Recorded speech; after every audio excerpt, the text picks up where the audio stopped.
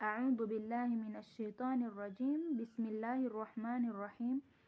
الحمد لله والصلاة والسلام على سيدنا محمد وعلى آله وصحبه وسلم. Amma baada ya kumshukuru Mwenyezi Mungu na kumtakia ziada za kheri mtume wetu Muhammad sallallahu alaihi wasallam, hatuna budi kuendelea leo na somo letu ambalo tumeliwacha juzi, kipengele chetu cha juzi. Jina langu naitwa Ukhti Fatima Salmin. Katika mada yetu ya leo tutaingia katika kipengele kinachosema marhalatu tufulatu fi sinni tamyiz. Marhala hii ni ile marhala ambayo tayari mtoto kashakuwa mpambanuzi, na marhala hii inaanza tabda min sadisati au sabiati qubaila albulugh. Marhala hii inaanza pale marhala ambayo tayari mtoto kashafika miaka 6 ama miaka 7 mpaka anapokaribia kubaligh.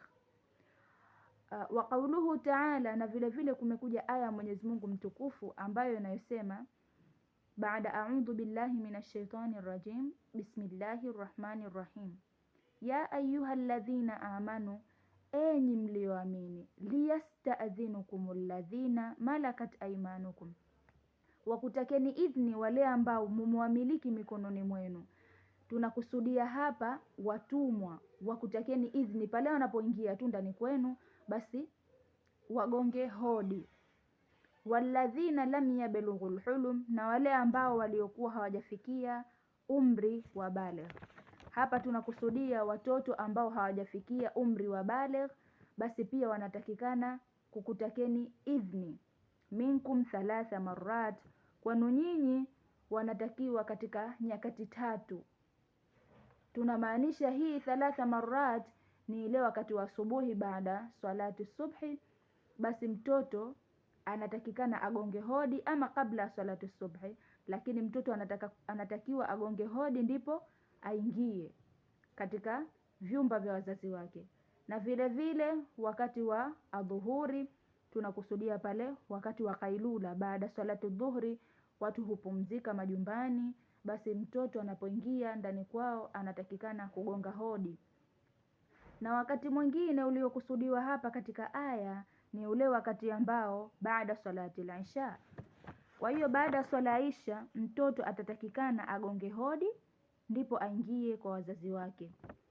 Na vile vile hii sio kama imewekwa tu kwa wakati wa nyakati 3 kama ilivyozungumza ndani ya Qur'ani, inakusudiwa muda wote. Mtoto anapoingia kwa wazazi wake chumbani, basi tayari mtoto ambaye tumezungumza hapa ni mtoto ambaye tamyiz, yani huyu mtoto mpambanuzi. Itapendeza zaidi agonge hodi wakati wowote, katoka zake safari zake anaingia ndani ya gonge, ama anaingia kwa wazazi wake vyumbani pia agonge hodi mpaka akubaliwe pita ndio apite, kwa sababu tayari yeye kashakuwa mpambanuzi. Tukiendelea mbele tunapata khaswaisuha, yani sifa ambazo anakuwa nazo huyu mtoto mpambanuzi. Twende tukazijue sifa zake. Anakuwa at-tamyiz, yani ni mpambanuzi. Mtoto atakapokuwa mpambanuzi, hii ndo sifa yake ya kwanza. Atakuwa anaweza kupambanua hili, sasa hivi nikiangalia hichi kitu najua mimi tayari hapa naelewa kitu gani kinachofanyika. Ndio tunamuita mtoto tamyiz, yani mpambanuzi wa lile jambo. Na sifa yetu ya pili kwa mtoto mpambanuzi tunapata taaddudi maswadiri tarbia, yani vyanzo vya walezi huzidi. Bimaana mtoto kashakuwa mpambanuzi miaka 6 ama 7, tayari unampeleka skuli, unampeleka madrasa ama tuition. Kule tayari walimu watamfunza hili zuri, hili baya, hili jema, hili baya. Ataona wazee njiani atakapokuwa anakwenda zake safari zake madrasa ama skuli, mzee mtoto kakosea yule, basi mzee atamuelekeza. Basi pale ndo vile vyanzo vya walezi huzidi, kwa sababu hutoweza kumlea peke yako. Tulipotoka klasi ya nyuma, darasa yetu ya nyuma, tulipata mtoto ambaye sio mpambanuzi. Mtoto sio mpambanuzi utamlea wewe tu, lakini tayari akishakuwa mpambanuzi, sifa yake hii basi itakuwa ni ile vyanzo vya walezi huzidi. Vile vile tunapata sifa nyingine, upeo wake wa akili unakuwa unatanuka sana. Kumaanisha anaweza akafikiria jambo na akapata jibu uhakika. Bimaana anafikiria jambo na anapata jibu uhakika. Katika darasa yetu ya nyuma tulipotoka, tulimwona mtoto ambaye sio mpambanuzi hawezi kufikiria jambo na kupata jibu. Kwa hiyo huyu mtoto mpambanuzi yeye atafikiria jambo na atapata jibu sahihi.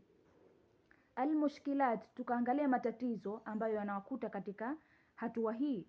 Matatizo ambayo yanawakuta katika watoto wapambanuzi, tunapata suhbatu sayyi'a, yani kuamiliana na vikundi viovu. Vipi ataamiliana mtoto na vikundi viovu ambaye kawa mpambanuzi? Ataamiliana na vikundi viovu pale ambapo anaweza akatoka akaenda zake skuli, kule atakutana na marafiki wema na atakutana na marafiki wabaya. Kwa hiyo pale ndo kuamiliana kwake vile. Ima ataenda zake madrasa, atakuta huyu rafiki mwema, huyu rafiki mbaya. Hili gurupu liko la wema, hili gurupu baya. Kwa hiyo hapo lazima matatizo yatakuwa yanaanza hapo. Na tatizo jingine ambalo analo mtoto katika marhala hii ya mtoto mpambanuzi, tunapata adamu mutabi'atu sabii, yani mzazi kuto kumfuatilia yule mtoto. Bimaana hili ni tatizo kubwa kwa mtoto ambaye tayari mpambanuzi. Atakuwa mzazi hamfuatili mtoto wake. Bimaana asubuhi atakwambia mama mimi naenda zangu skuli, na unaweza ukampata pesa ya kutumia ama ya nauli, lakini huwezi ukamfuatilia yule mzazi mtoto wako, basi hapo itakuwa ni tatizo kubwa. Kwa sababu yule atatoka, ataenda zake madrasa ama skuli, lakini kuna muda mwingine atakuwa mtoto ni mtoto tu. Tayari hata kama atakashakuwa mpambanuzi, lakini anaweza akatoka, asende zake skuli, kwa sababu vile kukutana na vikundi viovu, basi na yeye akajiunga, ama anaweza akafanya utundu wake wa aina yote ambayo wewe tayari usiweze kumgundua. Kwa hiyo hapa tunatakikana sana wazazi tuwe makini sana kwa haya matatizo mawili ambayo nimeelezea kwa hawa watoto ambao tayari washakuwa mpambanuzi. Kwa sababu atakapokutana na vikundi viovu na wewe ukawa humfuatilii, basi itakuwa ni mtihani mkubwa baadaye. Ndio tunakuta hatari kubwa sana ambayo watoto wanajiunga na drug abuse, yani madawa kulevya, ama matatizo makubwa ambayo ni ya mtihani ya kuiba na kupora. Kwa sasa hivi, yani katika hawa watoto wapambanuzi, kabla hawajafikia hii marhala ya kubaligh, inakuwa kidogo ni mtihani sana. Kwa sababu pale anajiona sasa hivi na ya kuiba na kupora. Kwa sasa hivi, yani katika hawa watoto wapambanuzi, kabla hawajafikia hii marhala ya kubaligh, inakuwa kidogo ni mtihani sana. Kwa sababu pale anajiona sasa hivi na yeye anaelewa kila kitu, ni mpambanuzi, kwa hiyo anakuwa anazungusha sana. Tunatakiwa tuwe makini sana wazazi kwa hapa. Kwa leo insha Allah tutamalizia hapa katika hii marhala ya mtoto kuwa mpambanuzi. Tumeona mtoto mpambanuzi anakuwa anaanza miaka 6 ama miaka 6, 7 na mpaka kukaribia kubaligh, tutamuita mtoto mpambanuzi huyo. Halafu vile tukaona uthibitisho wa aya ulivyokuja ukaika wazi kuwa watoto wanatakikana kutaka idhni kwa wazazi wao.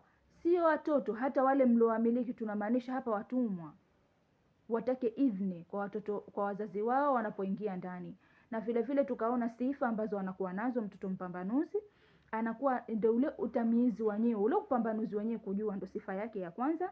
Halafu tunapata vyanzo vya walezi huzidi, kwa sababu wanamsomesha, huyu atapewa hichi, huyu atasomeshwa hivi. Kwa hiyo vile vyanzo vya walezi huzidi. Tukaangalia pia anakuwa na upeo wa akili, anaweza kufikiri na kupata jibu sahihi. Tukaangalia na matatizo yake ambayo ndo haya mawili tuliyozungumza ni makubwa sana, ambayo mzazi kutokumfuatilia mtoto wake na vile kuamiliana na vikundi viovu. Wassalamu alaikum wa rahmatullahi wa barakatuh. Insha Allah nawatakia Ramadhan Karim na siku njema, na tutakuja kuendelea kesho insha Allah na somo letu ambalo tunaita marhalatul bulugh, hatua ya kubaligh. Insha Allah tutakuja kuendelea kesho. Wassalamu alaikum wa rahmatullahi wa barakatuh.